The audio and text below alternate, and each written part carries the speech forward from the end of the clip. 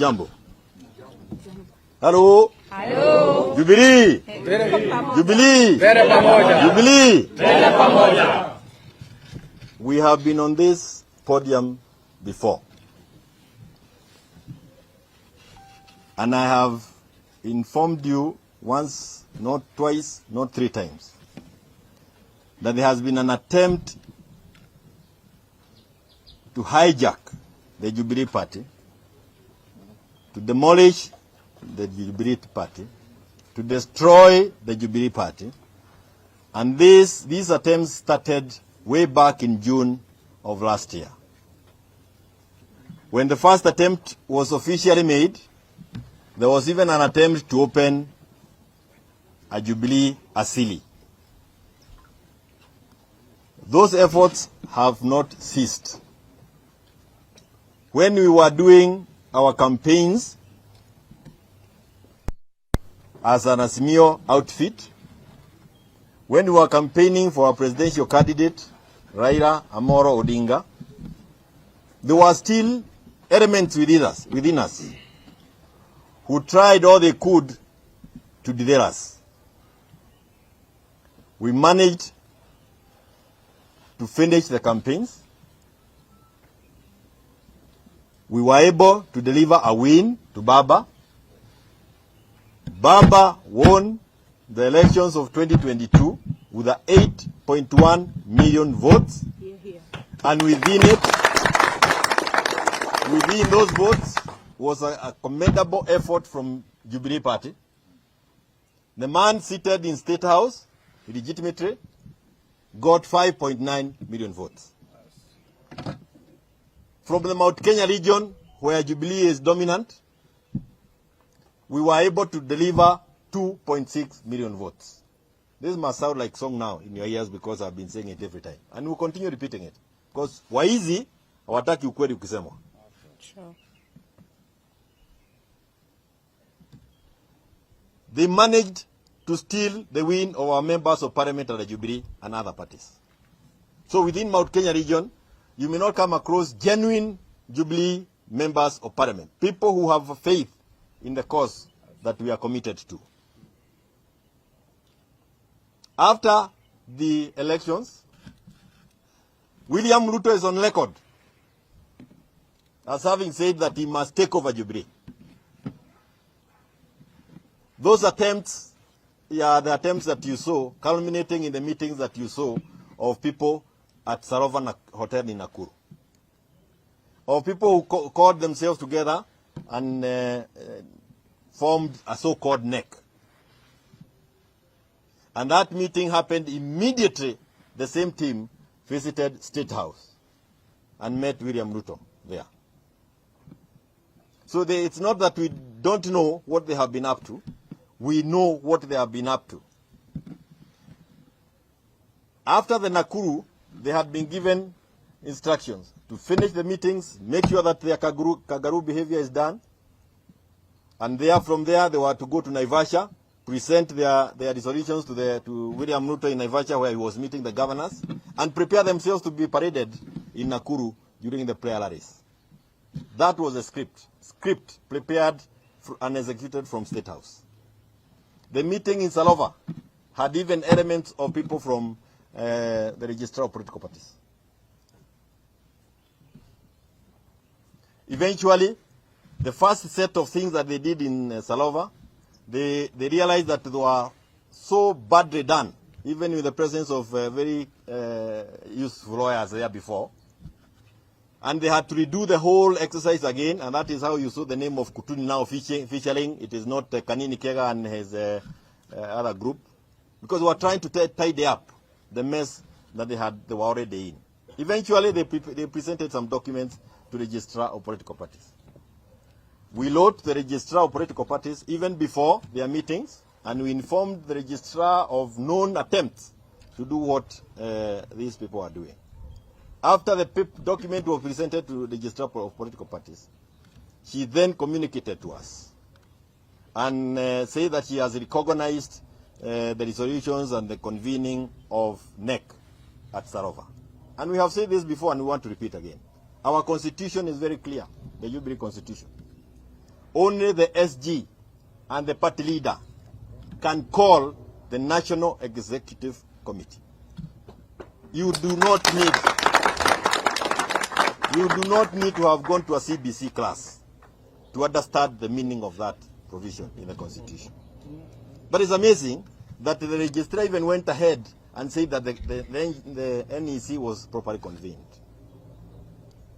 But if you read the letter from the registrar of political parties, she seemed to want to cover herself by saying that while she has said all that she has done, any move by any of the said individuals required an internal dispute resolution mechanism. Contrary to that, the individuals, of course, took it upon themselves and used the letter to think that they have been given a mandate of moving into offices. What is amazing is that the police officers had the audacity of accompanying individuals to an office, and they were fully armed, 4 Land Cruisers of police officers. And because we belong to a side of political divide in this country that believes in the peace and the need to ensure that we do not shed any drop of blood as we pursue what we are looking for, the many members of Jubilee who are within the compound, I told them, don't resist. Do not resist. If they tell you to move, just move. Why? Because what we are fighting for, the fight for electoral justice, the fight for economic justice for our people, is not listed in a building. It is a spirit. It is in us. And if you want to do anything with that, you have to destroy this body. Forget about the rocks and the rest. And I know we have enough members of Jubilee Party who believe in that cause. Pesa ya kununua na itakuwako. Wale wako na bei waende sokoni iko pale Statehouse. And you can always go to Statehouse with a placard saying, I am worth this amount of money. They will give you the money. Kifika pale kwa mlangoni, andika yako, bei yako kwa karatasi kama hii, hapa uinue juu, seme bei yangu ni hii. Watakupatia. Because what they are doing is that they took away the subsidies ya shule, ya mafuta na kila kitu. Hiyo ndio pesa sasa inatumiwa kuwanunua wale ambao have no character. True. But we again decided to follow the law. Because as I said, us in Azimio under the leadership of Raila Amoro Odinga, understand the law. And of course all the others. We have wote wako hapa. Mheshimiwa Kalonzo Musyoka is with us here. And all the others. Eugene Wamalwa is with us here. And what Baba suffered fighting for was institutions. So we have faith in the institution of the Judicial political party, a product of the struggle that was done by Baba. We have our judiciary in the manner that it is now constituted, a product of the struggle that was led by Baba, among many others who are not here. It is amazing how some people are entrusted with those offices and quickly degenerate to behaviors that were not known to us before. Really, so as others have said, really chasing wild goose now, you can actually see all that being happened. So we went to court. And we did all that needed to be done. All those individuals you saw here yesterday are individuals that are facing disciplinary action.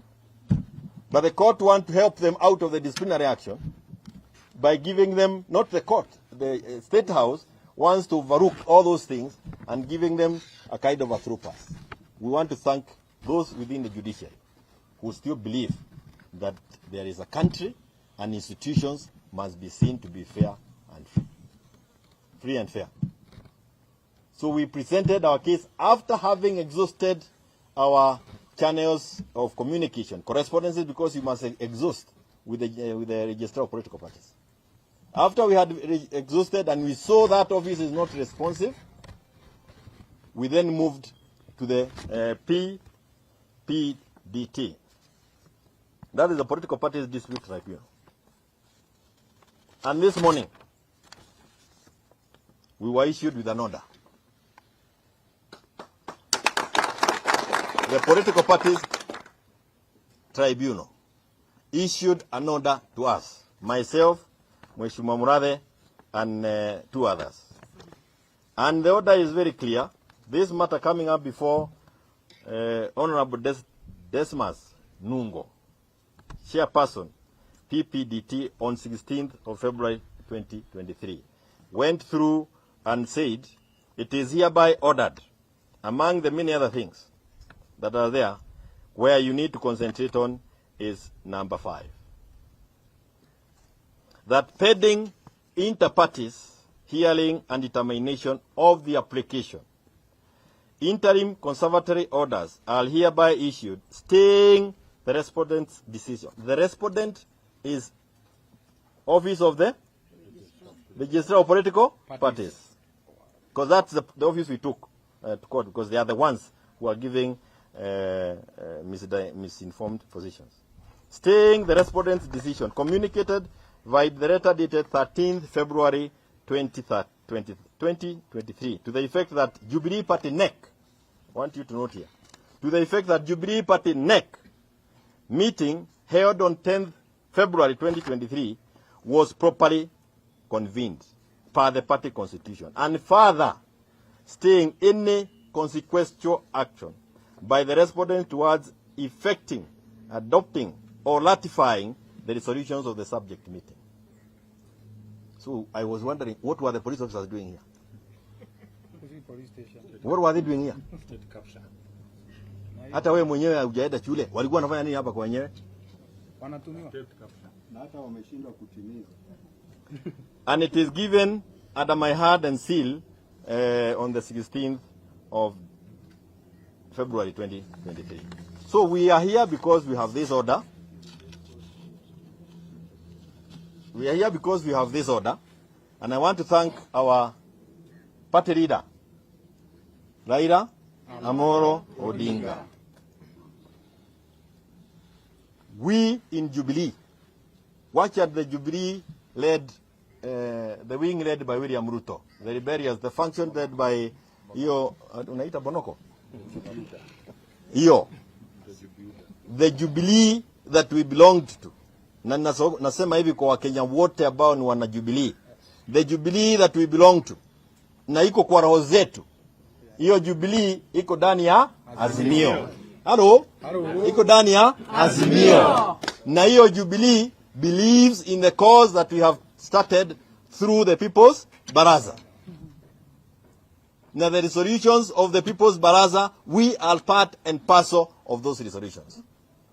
So I want to thank my principals, my seniors in the political field, people who have struggled even before any of you were born. Many of you are born. They have decided that it is important to come and be with us, members of Jubilee, as we demonstrate how the law is supposed to be followed. Of course, they also wanted to know where are these new offices, where our new offices are, and they are here. And I want to ask Baba to come and guide us through. We receive him. He makes his statement on our behalf. We want to hear thank you. Thank you, Jeremiah. It's unfortunate that we are meeting here under these circumstances, when these new premises are invaded by usurpers of power, those who pretend to be representing the people. But we, as you can see, are here with the Honorable Martha Karua, Stephen Kalonzo Musyoka, Eugene Wamalwa, and other members of Azimio. We've come to the headquarters of one of our sister parties to show solidarity with members of the Jubilee Party, led by the former President, Honorable Uhuru Muigai Kenyatta. we have a statement that we want to communicate to the people of Kenya. And I'm going to go ahead and read this statement. We are here to make some quick but extremely important pronouncements on the state of the country, the ongoing actions by the Kenya Kwanza administration, and our plans as Azimio la Umoja One Kenya Coalition Party. First, we want to ask the people of Kenya to wake up. Wake up to the fact that the country is in serious trouble, and there is no reason whatsoever for anyone to imagine that things will get better. Kenyans need to wake up to this sad state of affairs. Everything we ever fought for and won is threatened. Kenya Kwanza administration has launched an all-out assault on our hard-won multi-party democracy. There's an all-out push by the Kenya Kwanza regime to kill other parties, buy and co-opt members of parliament into its ranks, and intimidate and bully all those that resist the administration's illegal, unconstitutional, and anti-democratic maneuvers. We have never seen this kind of spirited and swift assault on our democracy since the return of multi-partyism in 1992.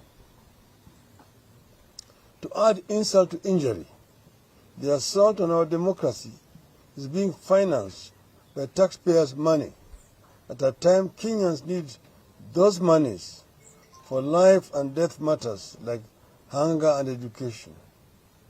Kenyans must wake up to this reality. We have noted the continued deterioration of the living conditions of the people of Kenya.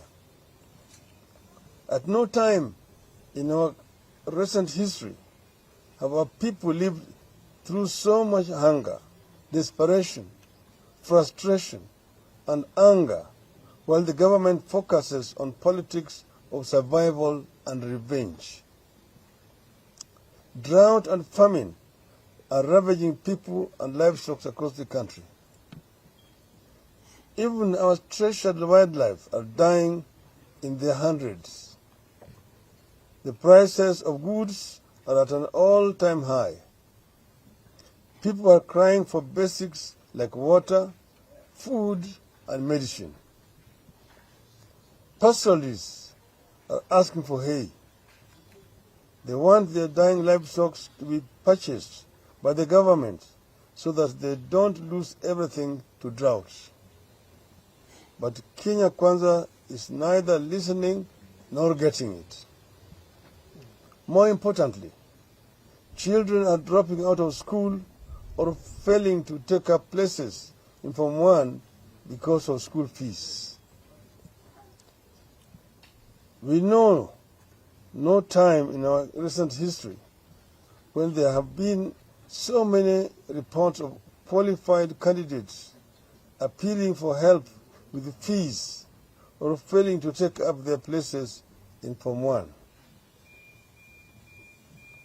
By the regime's own admission, up to 30% of pupils have failed to take up their places in Form 1.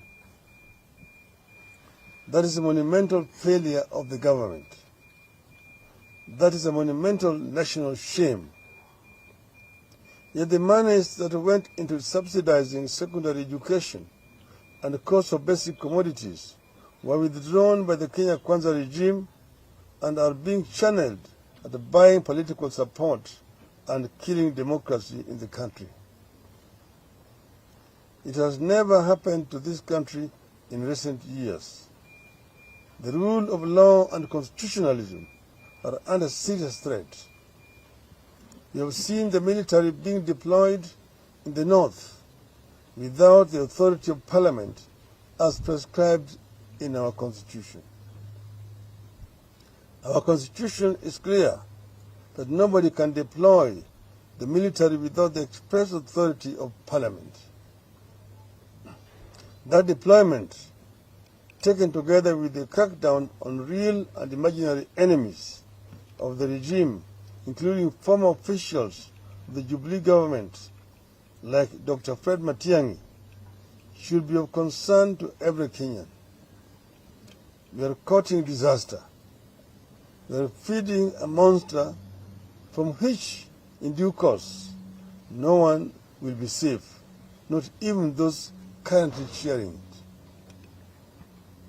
We are witnessing an extremely dangerous trend where investigators and prosecutors have merged in our country. When investigators and prosecutors merge, Kenyans should be very afraid because there can never be justice under such circumstances. We are calling out the Director of Public Prosecutions. Mr. Nurdin Haji's conduct is unbecoming. He has become a huge threat to justice, the rule of law, accountability, and good governance in the country. Haji must shape up or be shipped out. We have noted that despite our counsel, the Kenya Kwanza regime is hell-bent on proceeding to unilaterally and single-handedly reconstitute the Independent Electoral and Boundaries Commission. This comes against the backdrop of the earlier illegal forcing out of 4 commissioners who disagreed with Mr. Fuller Chebukati over the presidential election results. A biased and partisan IEBC is being put in place. Kenyans know what such a commission has done to this country before. Once again, we are courting disaster. Kenyans, wake up. As a party, we remain unbowed. We refuse to be intimidated. We will not succumb to blackmail. The threat to our democracy, the regime's don't care attitude to suffering of our people, the attacks on the rule of law and constitutionalism, and the push to silence critical voices at a time the country needs them, are our reason to push back. To this end, our people's barazas shall continue. We confirm that we will hold baraza in Kisii tomorrow. We will have a people's baraza in Kisumu the next day, on Saturday. Then we will proceed to Mombasa for the same on Sunday, 26th of February, 2023. In between, we will hold interdenominational prayers at the Jivanji Gardens on Wednesday, 22nd February, 2023.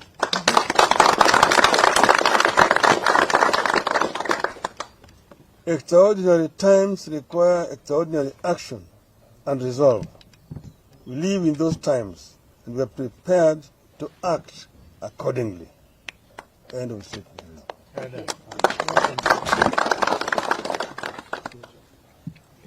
Yale tumesema kwa Kimombo imeleweka, naweza tu kuongeza kwa Kiswahili. Ati sisi kama wanaazimio tumehuzunishwa sana na hatua ambayo ilichukuliwa na wale wengine ambao walikuwa wanajifanya kama majangili kuja kuvamia kikao kikuu cha chama cha Jubilee hapa. Eti wanahidhini.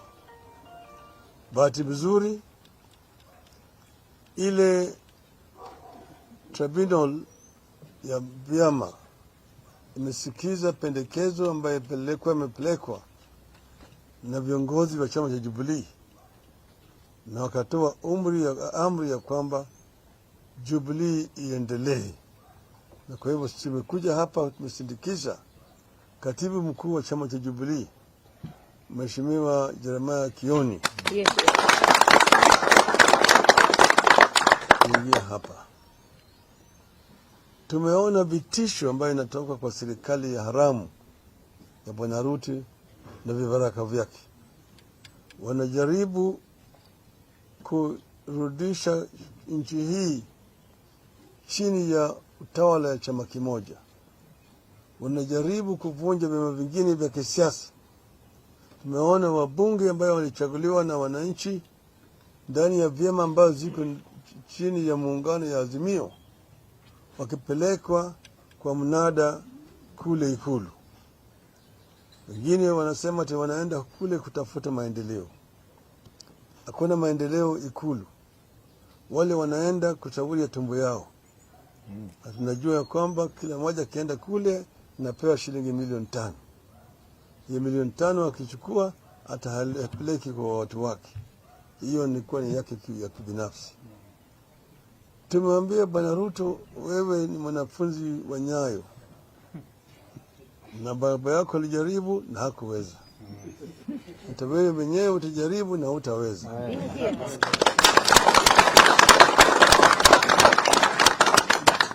Wakenya wako macho. Wakenya wanajua tumetoka wapi, tuko wapi na tunaelekea wapi. Wakenya hawezi kukubali kurudishwa katika utawala ya kimabavu ya chama kimoja. Hii demokrasia Wakenya walikufia. Na Wakenya bado wako tayari kumwaga damu kulinda hii demokrasia. Tumesema wametumia jeshi kule kaskazini mwa nchi yetu bila idhini ya bunge. Na hiyo vile vile inakeuka katiba letu. Maana yake jeshi hawezi kupelekwa mahali popote bila bunge kutoa idhini. Wewe unaanza kufanya mambo ya kivyako. Tumeona Wakenya wengi wana shida mingi. Kwa upande ya kiuchumi hali ni mbaya zaidi kwa Wakenya. Kuna watoto wengi ambao walifuzu kwenda kwa shule lakini hawana karo ya shule.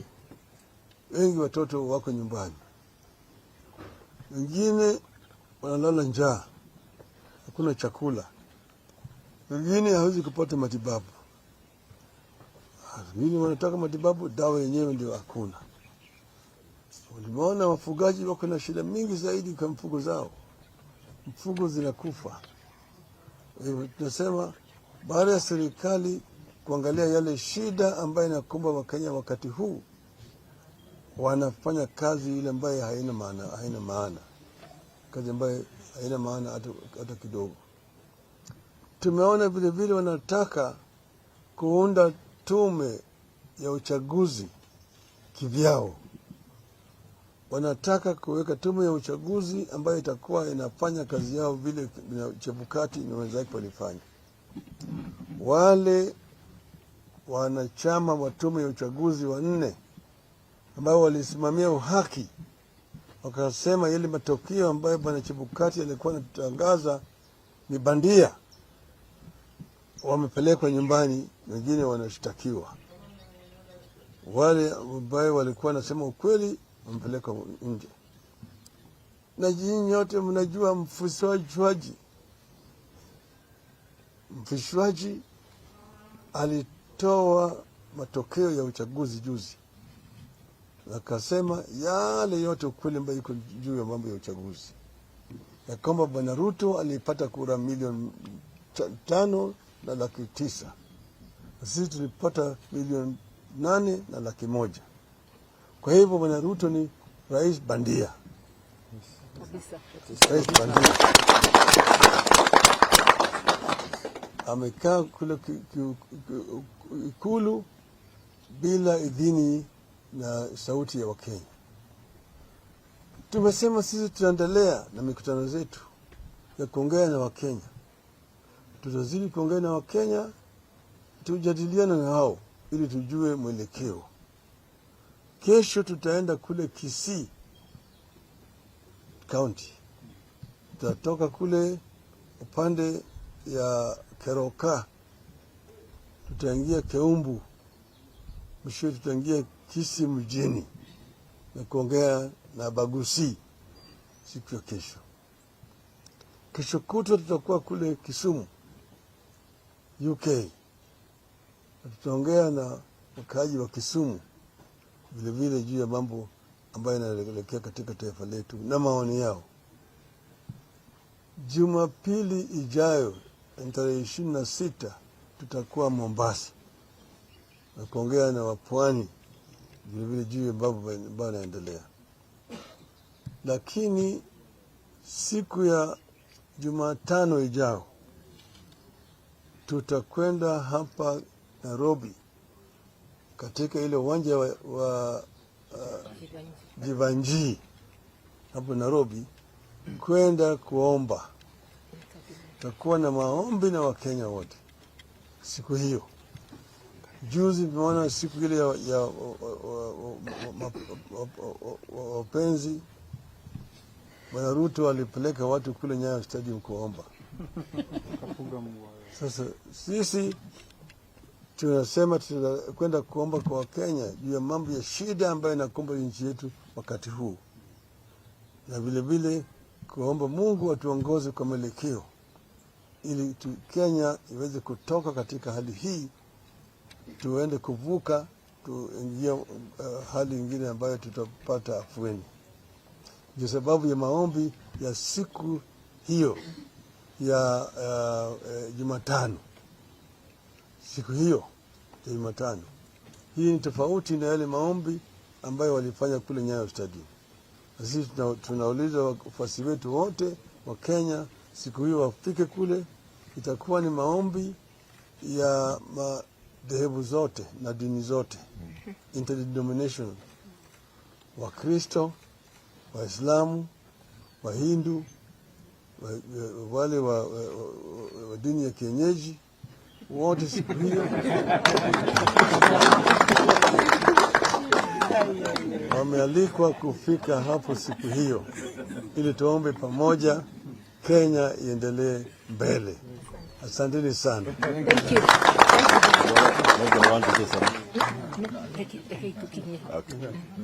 Asanteni sana. Thank you so much.